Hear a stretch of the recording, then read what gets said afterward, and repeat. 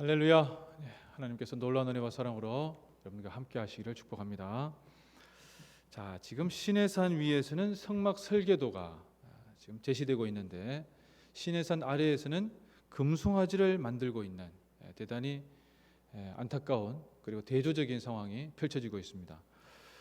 어제는 우리가 이 십계명에 대해서 살펴보았습니다만은 십계명의 제1계명을 지금 어기는 것이죠, 그죠? 1계명, 2계명 다 마찬가지입니다. 자, 지금 언약 체결을 위해서 하나님께서 백성들과 하나님과의 이 언약, 그것을 위해서 언약이라는 것은 약속이거든요. 근데 이 서약식인데 이것을 하고 하나님께서 그 모세에게 앞으로 어떻게 해야 될지에 대해서 제사장 나라에 대해서 쭉 이렇게 말씀을 하고 계시는 40일 동안 식음을 전폐하고 먹지 않고 모세가 하나님께서 하신 것을 이제 기록하는 거죠. 자, 이렇게 되어 있는데 이때 주신 것은 제사장 나라의 시행 세칙, 성막의 설계도, 그리고 제사장 나라에 관한 이 제사장 규례를 말씀을 하십니다. 자, 이렇게 지금 모세하고 하나님은 대단히 중요한 일들을 지금 하고 있는데 문제는 아래에서는 백성들이 실제로 이제 모세라고 하는 지도자가 없어서 자기들의 뭐 표현이 그렇겠죠. 불안함 또 영적인 혼돈 이런 것을 겪었는지는 모르겠습니다. 그들이 이 아론에게 모세 형 아론에게 이 지금 모세가 살았는지 죽은지도 모른다. 40일이나 지났지 않았냐. 그러니 우리한테 해결책을 달라고 얘기하고 그 해결책을 달라고 하는데 굳이 아론이 금송아지를 만들었어야 될까? 이거는 한번 고민해 볼 수 있는 대목이겠죠. 아무튼 아론이 백성에게 금고리를 다 가져옵니다. 그 금고리는 어디서 난 겁니까? 노예가 뭔 돈이 있었겠어요? 출애굽할 때 다 뺏은 거죠, 그죠? 다 애들한테 다 금귀고리하고 자기 아내들에게도 다 있는 그걸 싹 뽑아가지고 금송아지를 만듭니다. 금송아지는 두 가지 의미가 있는데 하나는 이집트에서 섬기는 신이에요. 그런데 이 신을 섬기는 이유는 생식력과 힘의 상징이기 때문에 그렇습니다. 실제로는 송아지가 아니고 소여야 되는데 송아지를 만들었다고 하는 것은 신을 희화시킨 것이죠. 우습게 만든 거예요. 그러니 지금 이 상황도 좀 묘한 것이 이스라엘 백성들이 거룩한 하나님에게 무언가 거룩한 어떤 신을 만든 것도 아니에요. 어떻게 보면 성적인 욕망을 부추기고 자기들의 욕망을 드러내는 도구로서 송아지 하나 만들고 히히덕거리고 있는 상황인 겁니다. 그래서 불을 피우고 그 먹고 마시고 술도 한 잔씩 하고 그 주변을 뛰어놀면서 성적인 쾌락까지도 하고 있는 상황이 바로 이 상황이라는 겁니다. 단순히 그냥 박수치고 놀고 있는 수준이 아니라는 거예요. 완전히 혼탁해져 있는 이 상황을 보고 하나님께서 모세에게 말씀하시는 거죠. 7절에 이렇게 말씀하십니다. 여호와께서 모세에게 이르시되 너는 내려가라. 자, 내가 애굽 땅에서 인도하여낸 내 백성이 부패하였도다. 내 백성이 아니에요. 하나님의 백성이 아니고 너의 백성이 부패했다. 하나님이 이렇게 이 마음을 알고 있죠, 그죠? 하나님께서 정말 이 인간들은 내 백성이라 하기가 참 안타깝다. 그래서 모세 너의 백성이 될 것이다. 이렇게 말씀하시는 거예요.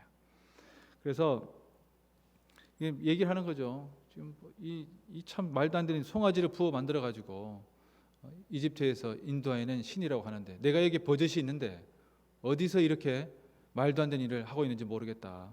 이렇게 말씀하시면서 10절에 이렇게 말씀하십니다. 하나님의 큰 제안이에요.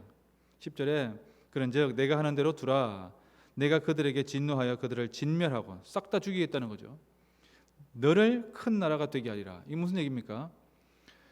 모세가 이스라엘 백성들의 원래 시조가 누구예요? 아브라함인데 이제는 다 필요 없고 그런 거 안 하고 너를 시조가 되게 하겠다라는 거예요. 엄청난 제안이죠, 여러분. 그리고 모세 스스로가 그런 얘기를 들으면 이게 뭐 엄뜩했어요. 하나님께 이렇게 인정받은 자가 있습니까? 이런 자가 없었습니다. 앞으로도 없고 이후로도 없을 것이겠죠. 모세만큼 이런 것에 대한 하나님의 이런 인정을 받은 사람이 없다는 거예요.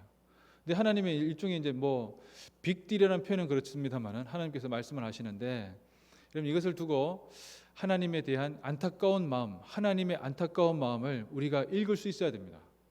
하나님께서 그러면 나한테 뭔가 좀 하실까? 이렇게 생각하면 이게 좀 안타까운 것이죠. 모세라고 하는 사람의 위대함은 어디에 있는가 하면 하나님께서 부추기는 거죠. 실제로는 이제 부추기는 칭찬하시지만 듣는 당사자는 엄청 기분이 좋아질 터인데 모세는 그런 것에 심취하지 않습니다. 누가 칭찬할 때 너무 좋죠 뭐 이렇게 얘기할 수 있고 뭐 그것에 감격할 수 있겠지만 그것의 본질을 모세는 알고 있어요. 하나님께서 지금 마음이 어떤 마음입니까? 찢어지는 마음이죠. 백성들을 그 힘들고 어려운 상황 가운데에서 참 말도 안 되는 백성들을 다 데리고 나와가지고 시내산에서 지금 와 있는데 결국에는 하나님의 뜻을 배신하고 우상을 만들고 그것도 하나님께서 가장 싫어하는 방식으로 하나님을 지금 이렇게 힘들게 하는 거죠. 자, 모세가 어떻게 합니까? 하나님을 설득하기 시작합니다. 이 놀라운 기도의 제목이죠. 우리 수요일에 한번 살펴보았습니다만은 모세가 지금 두 가지를 얘기합니다. 하나는 뭔가 하면 애굽 사람들이 하나님을 오해하지 않겠습니까? 아니 뭐 하나님이 이스라엘 백성들을 이 히브리 민족을 끄집어내 가지고 또 그래 가지고 광야에서 뭐 잘 살게 할 것처럼 또 가나안으로 들어가게 할 것처럼 하더니만 아니 200만 명을 싹 다 죽여버렸다? 어떻게 그럴 수 있냐 이거예요. 애굽 사람들이 하나님을 이상하게 또는 우습게 여길까 두렵습니다 하는 것이고, 또 하나는 하나님 제가 아니라 아브라함과 이삭과 야곱에게 약속하신 가나안 땅을 주겠다고 하는 그 약속은 어떻게 된 겁니까? 하나님의 백지수표 그 약속 그 어떻게 된 겁니까? 그 두 가지, 이 두 가지를 하나님께서 생각해 보셔야 되지 않겠습니까? 라고 얘기하며 하나님에게 간절히 간구합니다. 뜻을 돌이켜 주십시오라는 겁니다. 자, 그래서 어떻게 됩니까? 하나님께서 뜻을 돌이키시죠. 자, 하나님의 뜻을 돌이키고 난 뒤에 모세가 실상을 본 적이 없으니까 내려가서 보니까 정말 기가 막히고 코가 막히는 얘기입니다.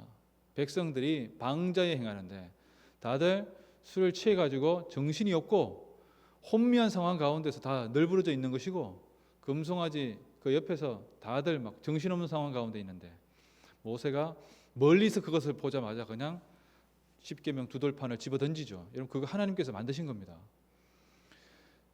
그게 안 남아 있는 것도 어떻게 보면 하나님의 뜻이라고 할 수 있겠지만 하나님께서 어떻게 만드는지를 우리가 알 수가 없어요.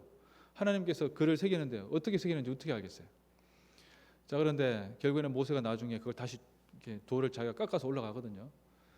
그리고 금송아지를 태워가지고 다 부수어서 백성들에게 다 먹이고 그걸로 끝나지 않습니다. 어떻게 합니까?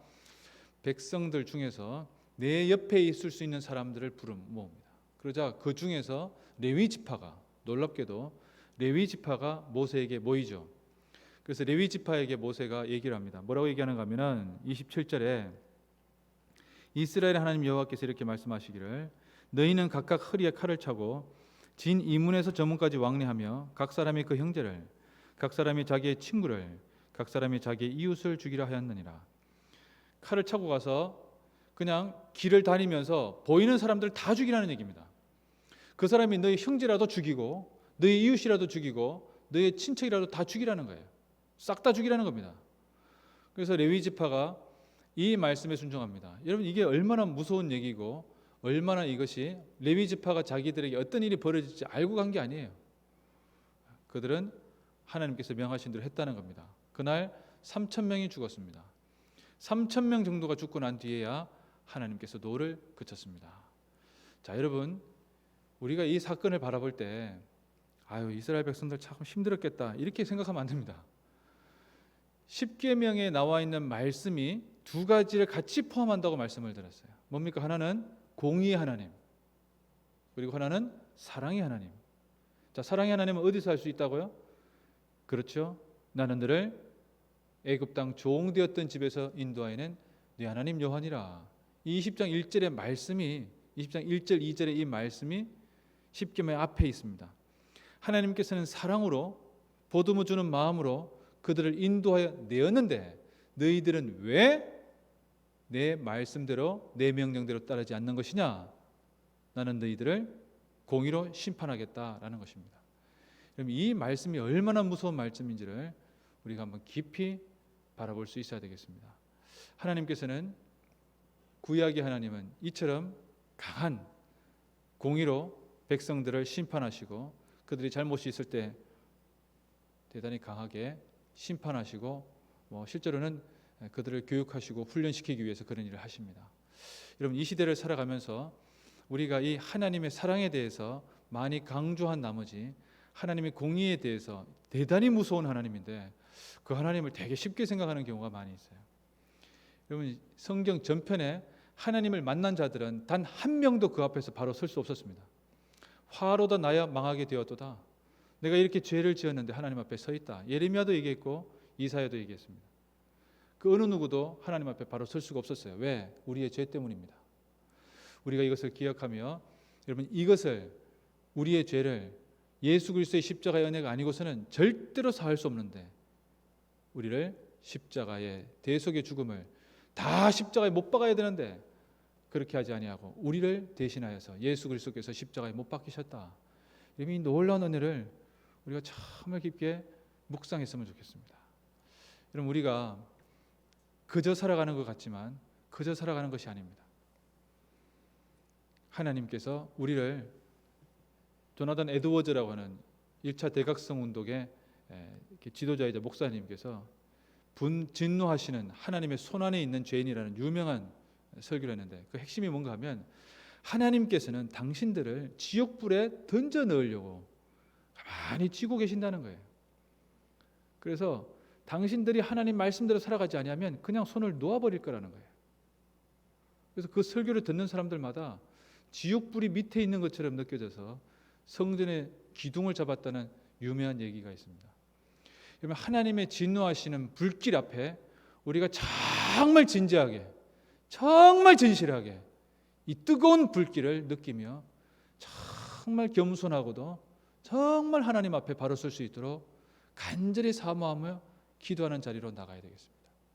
안식일을 기억하여 거룩하게 지키라고 했는데 코로나19 시대에 우리가 지키지 못하는 가장 위험한 것 중에 하나입니다. 하나님께서는 그것을 반드시 물으실 것입니다. 그래서 여러분들, 내가 이렇게 해도 되겠나 싶을 정도라면 하지 마십시오. 하나님께로 돌아오십시오. 하나님께 간구하십시오. 하나님 앞에 여러분의 죄를 아뢰고 예수 그리스도 이름으로 아뢰고 하나님의 용서하심을 받고 하나님의 백성으로 살아가십시오. 여러분이 지금 있는 이 죄에서 돌이키십시오. 하나님께서는 그래도 여러분을 용서하실 것입니다. 기도하겠습니다.